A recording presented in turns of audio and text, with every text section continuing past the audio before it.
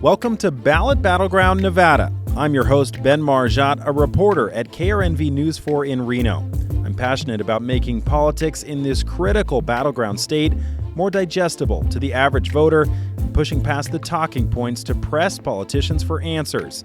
On this show, we take deep dives into the people, ideas, and debates shaping Silver State politics. Nevada voters will not get the chance in November to change how our political maps are drawn, at least as it stands now. A judge last week shot down a group's effort to create an independent redistricting committee, a group that, in a nonpartisan way, would draw the lines that determine the boundaries of our political districts. Right now, the party in control in Carson City draws those maps with predictable results. The party in power usually benefits through gerrymandering. Barring an appeal, voters won't get a chance to weigh in on this in 2024, but it's such a critical issue, we still wanted to dive in and give our listeners a deep dive into why this seemingly wonky issue matters so much. Today, you'll hear from both sides of this redistricting issue, the woman pushing to change the process, and the man that challenged the ballot questions that were ultimately found to be legally deficient. We'll start off with Sandra Cosgrove, the president of Fair Maps Nevada. Sandra, thank you so much for joining us for this episode of Ballot Battleground Nevada. We appreciate it, especially with a lot going on in the legal world and in your world these days. Thank you for having me, because I think redistricting sometimes is hard to understand, but it's super important. Absolutely. So let's start from a place of someone who's not familiar with redistricting and that process. Every 10 years, we have to redraw our political maps because of the census. Why is that an important process that we have to undertake as a country? Redistricting is kind of at the beginning of the Constitution. So if you look at the Constitutional Convention, and they were trying to figure out, are we representing states? Does the federal government represent people? What are we doing? They kind of said, we're going to put people into states, because then you tend to have a community of interest, people who have things that are in common.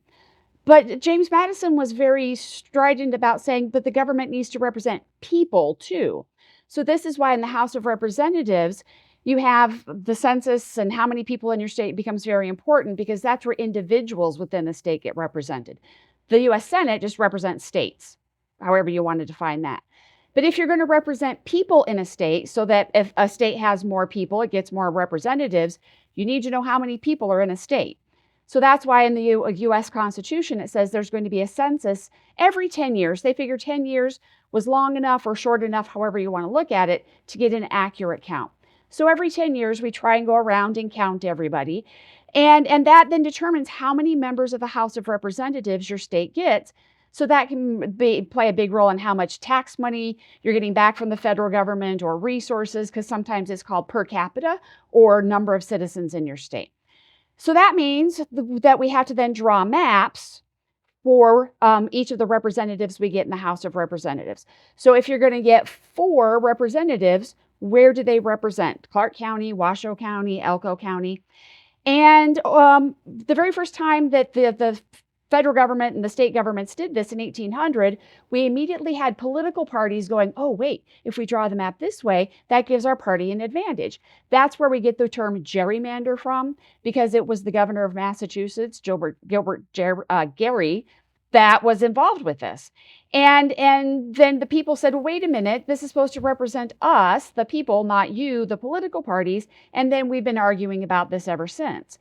And so we're still faced with this in the state of Nevada, that our legislature draws our maps, and they decide what our congressional districts are going to be, what our legislative districts, school board, everything all the way down to the very bottom, if it's dependent on number of people. Before we get into Nevada specifically, I wanted to get a little bit deeper on that process, because there are things called packing and cracking, and these have been used in history to create advantages for political parties, but also to exclude racial groups, right? Tell me about that. Yes. So over the course of time, from 1800 up until about the 1950s, 1960s, the political parties were drawing the maps in a way to give themselves an advantage. One of the things you could do is you could pack certain types of people into a district. So let's say we were looking at the Black population or Latino population, because usually it's a racial or ethnic group that has this happen to them, where you could say, we're just going to pack everybody in a racial group into one district so they can only get one representative. Or conversely, Let's say the Latino population is very large in your state, because that's the way Nevada is. You could, if those were your voters, you could crack them and spread the Latino voters out into many districts to give your party an advantage, because you would have a base of Latino voters in more than one district. What the federal courts have said is that is not fair to those voters. They should be treated equally when it comes to drawing the maps. So you should not pack them into one very compact district. You should not crack them either to give your party an advantage, but not giving those voters the ability to vote for somebody and elect someone that represents them. So that's actually in federal law and federal court cases that have gone to the US Supreme Court, that you cannot pack and you cannot crack. But there's also what's called communities of interest. And communities of interest are broader than a racial group or an ethnic group. So you might be looking at a map and you might say, there's a language group. So people who speak a common language, even though they're not part of an ethnic group, that they have lived in a certain part of your state for a long time, like the Basque population in the state of Nevada, which tends to be represented in our rural areas. And the Basque group could say, we're a community of interest because we share a lot of things in common and we have common views and common interests. We should be able to elect someone that represents our views. And so communities of interest is also something the federal government has said has to be taken into consideration to kind of put a restraint on the political parties when the parties are just trying to draw the maps for their advantage. The Supreme Court essentially, though, has ruled that racial gerrymandering is illegal and unconstitutional, but gerrymandering for political purposes essentially is not illegal. It's allowed today. Up until 2019, so 2018, you couldn't do partisan gerrymandering or you couldn't do racial gerrymandering. So if it was blatant that a political party was manipulating the boundary lines of the district just to give themselves an advantage, that was also considered illegal. Then we get to 2018, and the US Supreme Court comes out with what's called Russo v. Common Cause, which was a redistricting lawsuit that came out of South Carolina. And what the court said in this ruling is, we can't figure out what's partisan and what's not partisan. You can no longer bring partisan gerrymandering court cases through the federal court system. If you want to argue about partisan gerrymandering, it needs to be done at the state level based on state law and state constitution.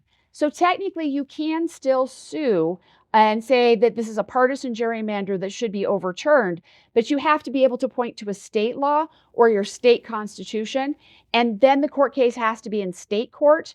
So as far as it could go up would be like in our state, the Nevada Supreme Court, in order to have a partisan gerrymander overturned. Gotcha. Appreciate that explanation. That sets the stage really for the 2020 census. In Nevada, we count everyone as we do all across the country. And then we have a special session, I believe, in 2021 to officially draw the maps for the entire 2020s and the next several election cycles. As we've talked about before, people might assume that these districts are, ordained from heaven and they are the way that they are and they're fairly drawn. And that's not really the case. This is a political process. How does it happen specifically in Nevada? In Nevada, we have some other things, some other variables that make our process particularly bad. Our legislature exempts itself from the open meeting law. It exempts themselves from the Public Records Act. So what we find when our political parties draw the people's maps, it's our maps, it represents us, they're allowed to go behind closed doors, lock the door, and you and I are not allowed to know who they're talking to, what they're taking into consideration. The first thing we know is when they come out of that room and say, here's the maps. And so there is no transparency, there is no public oversight of the actual drawing process. So we all wait. I know you were waiting like I was. As soon as the maps came out, we have software now that you can upload the maps into, and you can start seeing how many Latino voters are here and how many Black voters are here, and did they move a line in this district or did they not? And when we all did that, many of us said, whoa, Congressional District 1 changed a lot. Instead of it going east-west across the Las Vegas Valley, it is now east going on the east side going south. Now you don't have the Latino population and the historic West Black population together. You've got the east side, which is heavily Latino population, and very white Henderson together. And so many of us zeroed in on that. But then as individual legislators were looking at their lines, Heidi Gansert's district all of a sudden became much more blue. Greg Hafen's district all of a sudden included parts of Las Vegas. So there were many things in that map that was causing us all to have concern. But as you said, we were in a special session in 2021 because COVID had caused the census numbers to come out late. Usually this happens during the legislative session. But since 2001, we've always had some type of special session or something happen afterwards because this has been so contentious. So we got the maps and then we got told, okay, do public comment because we want to get done as fast as possible. The reason for that is because the Democrats were in control of the legislature and we had a Democratic governor that was going to sign the maps no matter what happened. There was only one person who spoke in favor of the maps during public comment. Everyone else, Democrats and Republicans and nonpartisans, said, no, we do not like what you did to these maps. We do not agree with them. So it was almost unanimous that we all said, no, there's a problem with these maps. Yeah, there was widespread opposition, but as you point out, there was a Democratic trifecta at the time. So Democrats had power in the state Senate, the state assembly, and then Governor Steve Sisolak, a Democrat in office at that time, he passes those maps into law. They are in effect now. The result of those, we just got last year, the report from the Princeton Gerrymandering Project. This is a nonpartisan group that takes a look at maps that are passed all over the country. Nevada's maps on the congressional side, our 4 congressional districts, got an F. They found that it created a significant partisan advantage for Democrats. And then as well as in the Senate, they got a B, so a decent grade, but also created a slightly Democratic advantage in the Senate. What's your reaction when these maps are passed into law as someone who wants our maps to be fair for Nevadans? When I saw that F and I saw that they were specifically talking about CD1, I thought, oh, our gut feeling was right. That when we looked at that map and said, oh, this is not right, they just confirmed to us this is not right. But here's the problem that we ran into. That was a racial gerrymander. The Democrats actually admitted that they were cracking the Latino population to give themselves an advantage in the other 2 congressional districts that were here in Clark County. That was said during the hearings, but the Democrats assumed we're allowed to partisan gerrymander. We might as well say we partisan gerrymandered. There's not anything you can do about it. But when people are saying, no, but you're cracking a racial group, this could be a racial gerrymander. The problem we ran into is that the special session was in December. And in order for someone to be able to overturn the maps with a lawsuit, you have to be careful of what's called the Purcell principle. And so this is what Greg Hafen and the Republicans, when they took the maps to court as fast as they possibly could, the judge said people are already filing to run in the next election cycle under these maps. We cannot change the maps once the election process has started. The judge didn't rule on the merits, didn't check to see if it was racial gerrymandering. He just said, according to the Purcell principle, if the election process has started, I cannot change the maps. And so we never had the chance to take it through a court case where evidence could be given and all that to decide if there was a racial gerrymander.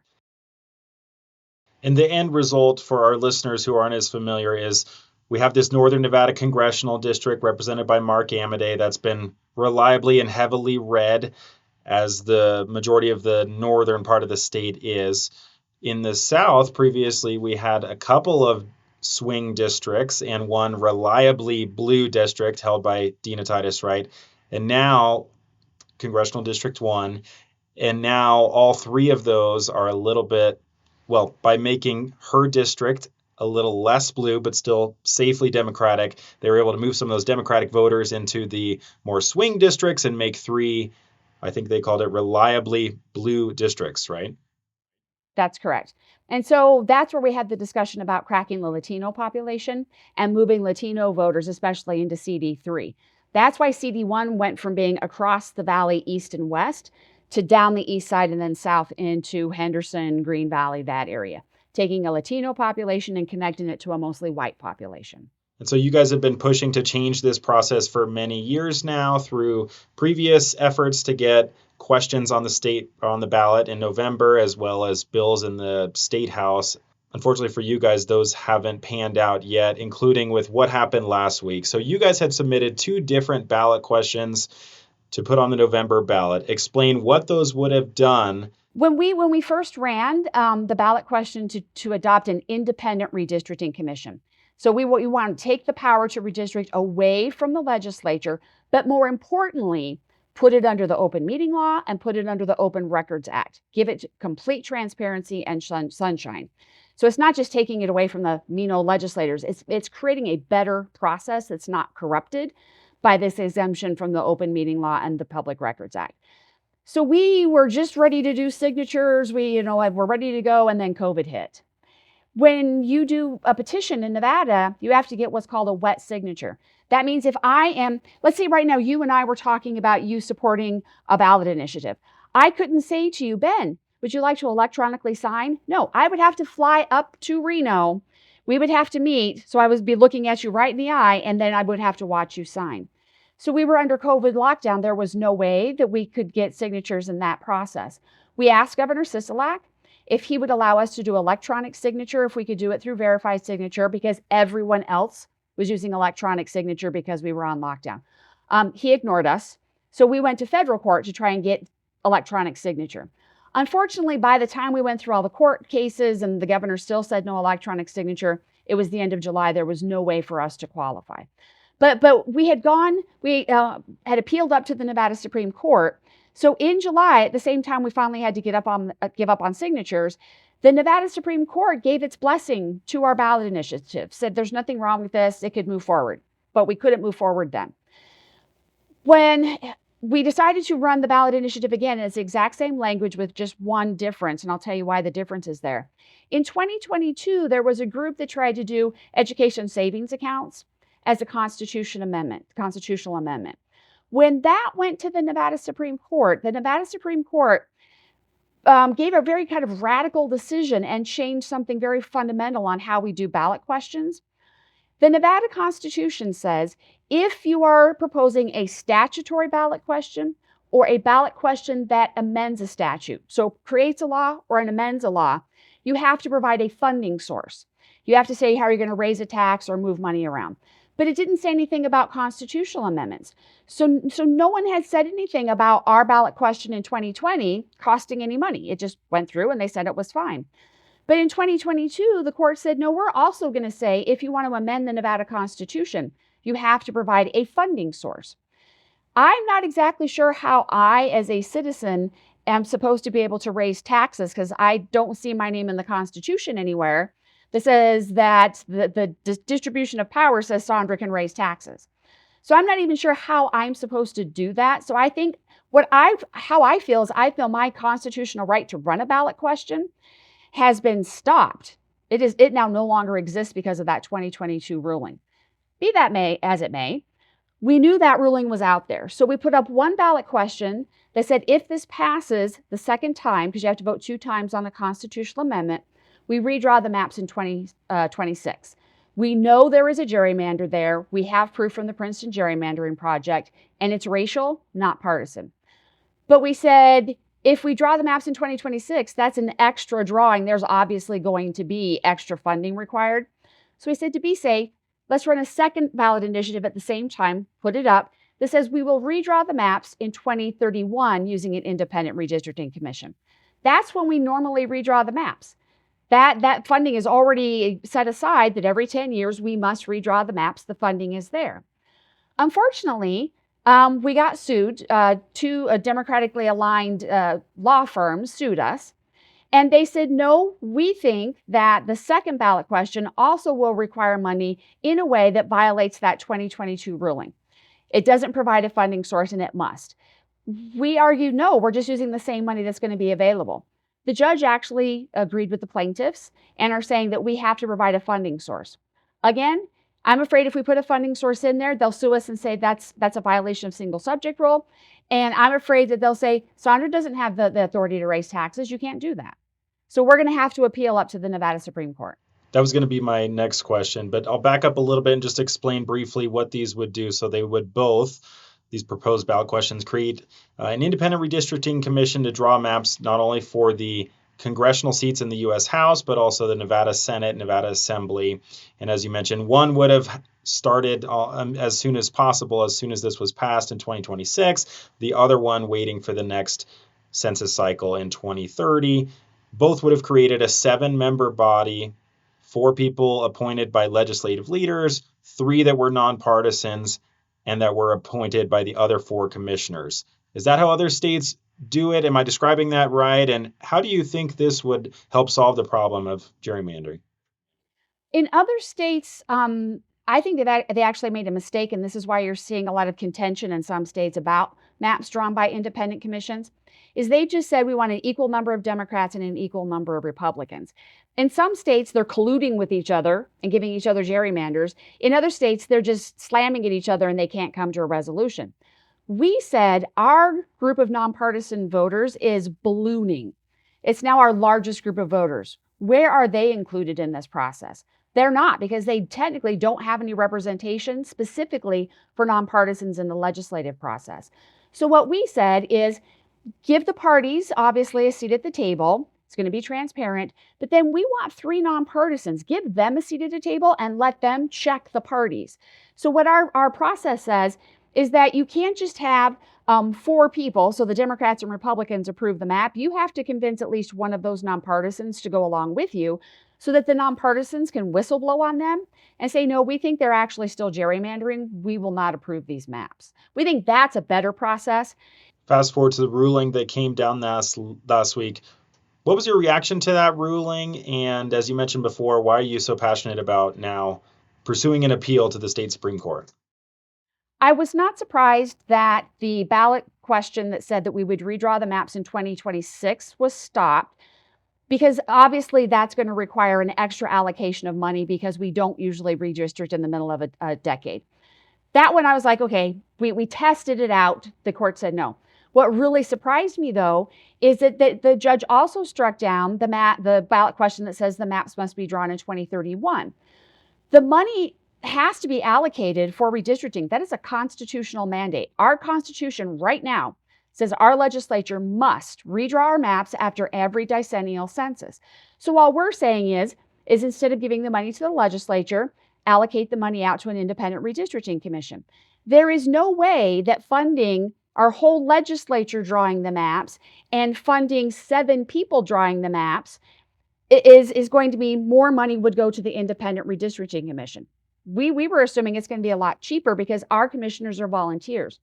No, the judge said, actually, I think it will cost more money to use your independent redistricting commission. Therefore, you have to provide a funding source.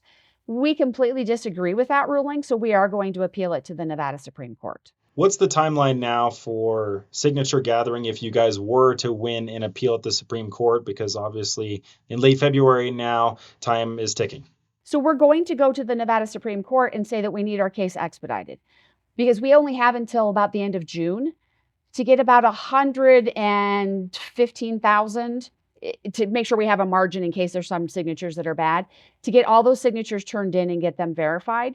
So when our attorneys put in their briefs, I am assuming they're going to say this needs to be done as fast as possible, or the Fair Maps Nevada citizens are going to lose their constitutional right to try to run a ballot question. We'll see what happens. Thank you so much for coming on the podcast, Sandra. We really appreciate it. Thank you.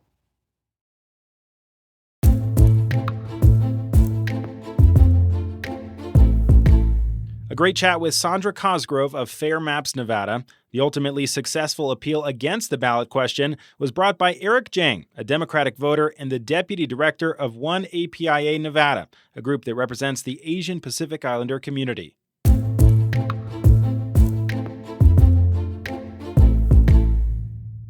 Eric, thank you so much for coming on Ballot Battleground Nevada. We really appreciate it. Thank you so much. Thanks, Ben, for this opportunity. Absolutely. So what's your involvement in the redistricting process? Because you're a lobbyist, right? I imagine you were down there in Carson City for redistricting in the special session in 2021.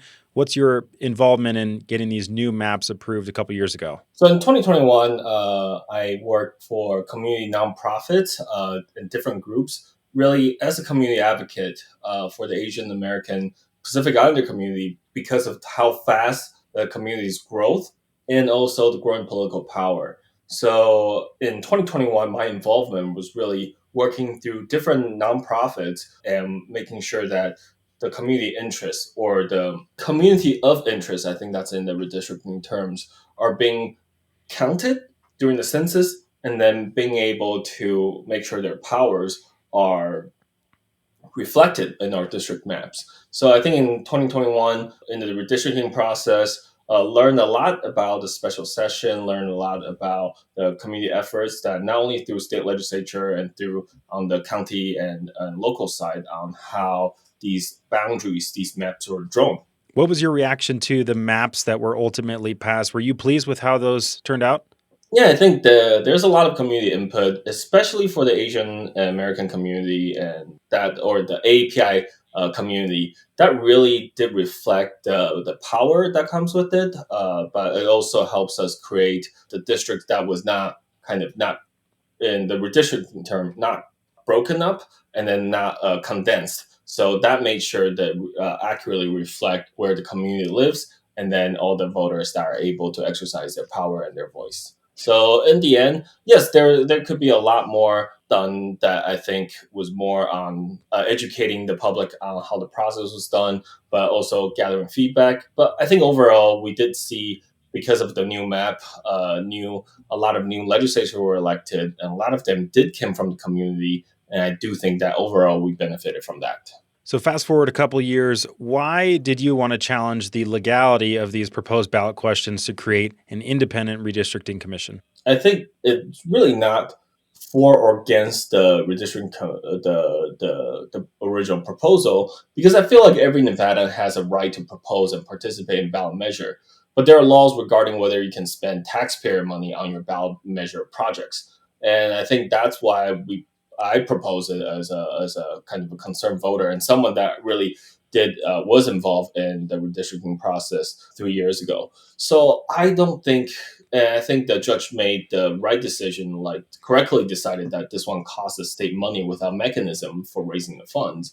And not only for redistricting, I think we met when during the regular session about how penny pitching all the different projects are. So it's important to make sure it's a funded mandate. And I think that's something that we saw. The judge didn't strike it down because it was a good or bad idea. I think it was based on it was not lawfully spending the state money, and it's not aligned with our state constitution. So that's where I came from. So, as a hypothetical, what is the way that someone would go about creating this type of an independent redistricting commission through a ballot question, given that your average Joe does not have the power of the purse strings in order to be able to allocate money to support something that might cost money? Yeah, so I think that's why I'm not an expert in terms of on the judicial branch. I'm not an expert in terms of our elected official, but what I'm an expert in is understanding as a community member that we have the rights to propose these different things, but once it's costing state funds, and I think that's outside of the purview of what we can do on ballot measure. So I think there's a lot of great intention. So I think the way is through maybe in legislative session, learning how our budgeting process can help out on initiatives like this. I think these are all conversations that we can have, especially next year we have another legislative session. I think that's where we get to see the very limited and how responsible we are as taxpayer and also holding our legislator accountable on the funds that are allocated properly. And if that's something the legislator representing the people's interest think that's the way to go, maybe that's where we get a proper and legitimate way of funding things like this. Just on principle alone, it sounds like you might be in favor of such a commission if they had gone about it in a different way through the legislature. Am I hearing you right? I don't think I will be in favor of it. I think every state has very different political landscape. Every state has its own history. I think what I'm in favor of is putting this in a way that I think ballot measure is a great way to bring on issues that have not touching the state funding. I think this part is something that through the legislative session, maybe there could be hearing, maybe there could be a way to really figure out where to, if there's a will, if there's a political will for this, if there's community support behind it, and then if there's a proper way of funding it. So I think I don't really have a strong in favor, or I think through this process, I've been learning about how other states do their redistricting, comparing to our experience, and learning from a lot of states, from community advocates. Every state has very different, I think that's a case by case basis. So I don't believe that we can just come out and say independent redistricting commission in some states is the way to go. Or for Nevada, I really believe the last redistricting process showed us, yes, there are still some shortcomings that we can do in terms of community participation. But currently, these are still a bipartisan commission that's reflecting the community's voices and power. What would you say to the argument that I've heard, which is that, you're a Democratic voter represented by a couple of Democratic attorneys, and that this argument that you guys made to challenge this ballot question was just an effort at not dealing with the funding so much as just an effort to preserve Democratic power because they currently have control over this process? I think that's a very short term and kind of a shallow way of putting how our effort are our suit. It's also understanding that this is the current process really came from a lot of community input, a lot of community work. I don't think that's the proper way to put that. Yeah, I'm a Democrat voter, but I don't really. I I think what I'm trying to say is, as I think everyone have the initiative to propose those ballot measures, but in the end, if it's not part of the Constitution, it's adding extra work in terms of folks that like us that's working on democracy, that's working on expanding democracy, that's working on more fair and accessible way. And in the end, these are lawyers that understand how we can make it work in a proper way that really benefit the community long term. Eric Jang, thank you so much for joining this episode of Ballot Battleground Nevada. We really appreciate it. Thank you so much, Ben. What great conversations with Sandra and Eric. I hope that gives you a primer into this issue of redistricting that ends up affecting everything else in our politics. It may come back on appeal, or it may be dead. We, of course, will continue to follow it as that appeal moves forward. Until then, thank you so much for listening to Ballot Battleground Nevada. If you like the show, please take a minute and leave a rating and a review. We'll see you next week.